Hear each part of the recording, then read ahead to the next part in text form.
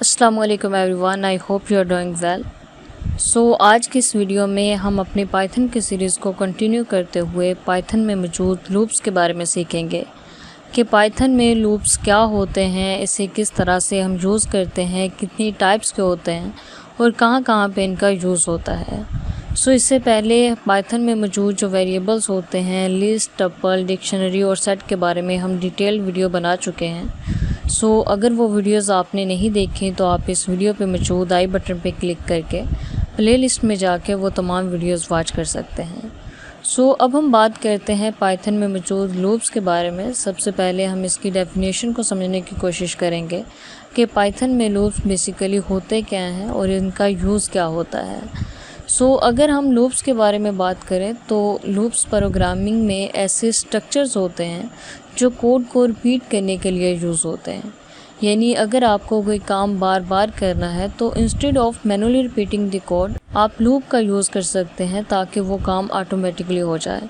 यानी अगर आप किसी एक चीज़ को बार बार करना चाह रहे हैं, आप चाह रहे हैं कि कोई चीज़ बार बार रिपीट हो, तो उसका एक तरीका तो ये है कि आप मैनुअली उसे कर लें, आप बार बार उसे लिखें, लिखने के बाद उसे एग्जीक्यूट करें।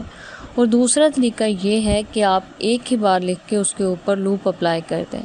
सो जब आप लूप अप्लाई करेंगे तो वो तमाम काम खुद ब खुद हो जाएगा, यानी ऑटोमेटिकली हो जाएगा, आपको बार बार खुद से करने की ज़रूरत नहीं होगी।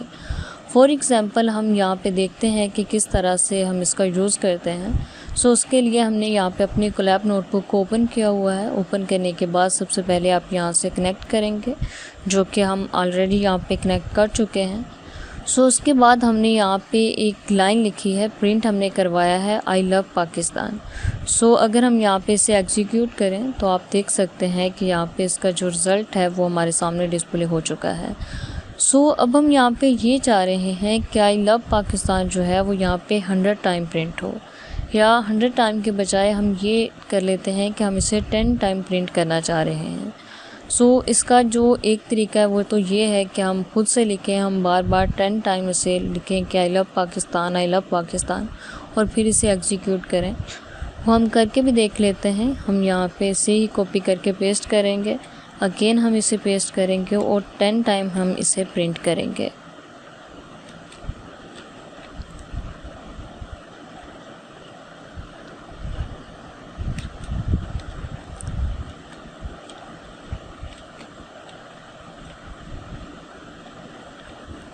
सो देखिए हमने यहाँ पे 10 टाइम इसे यहाँ पे प्रिंट कर लिया है। अब हम यहाँ पे इसे एग्जीक्यूट करेंगे।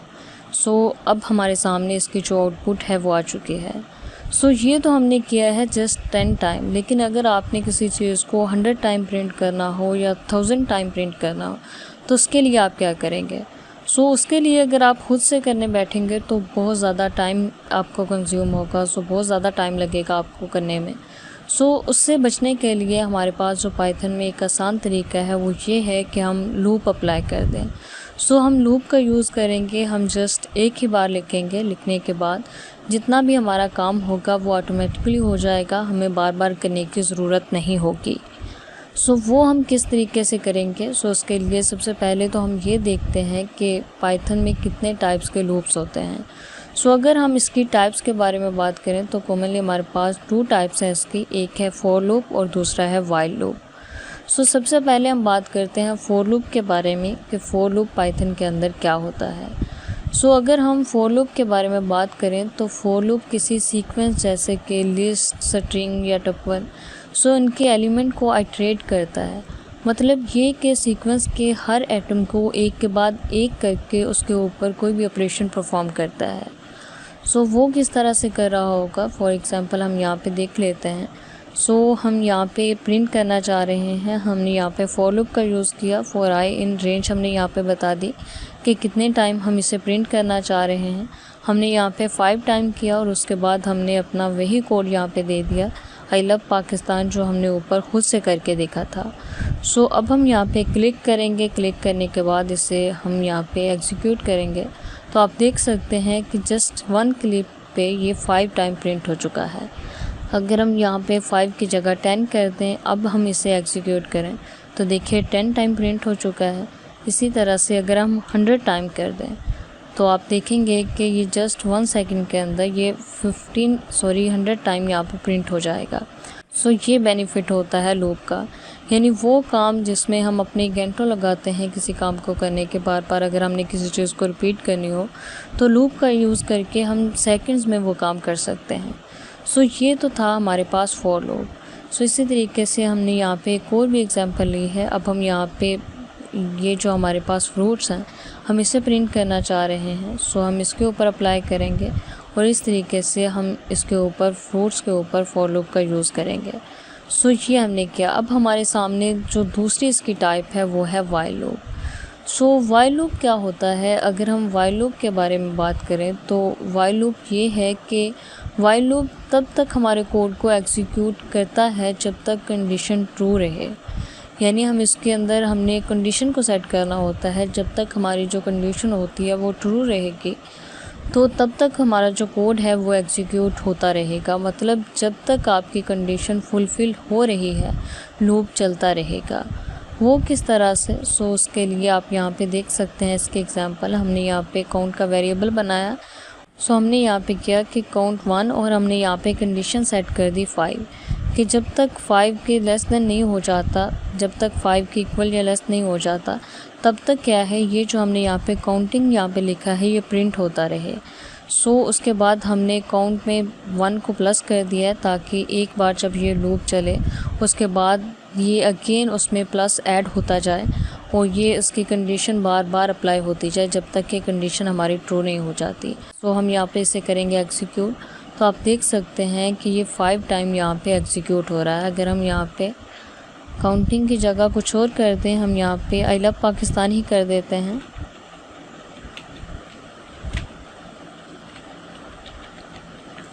सो ये हमने किया। अब हम अगेन यहाँ पे इसे करेंगे प्रिंट। सो आप देख सकते हैं कि इस तरह से हम वाइल लूप का यूज़ कर रहे होते हैं। सो वाइल लूप का मकसद यही होता है कि जब तक हमारी कोई कंडीशन ट्रू नहीं हो जाती तब तक ये एग्जीक्यूट होता रहता है। सो अब हमारे सामने यहाँ पे एक सिनेरियो है, रियल वर्ल्ड सिनेरियो।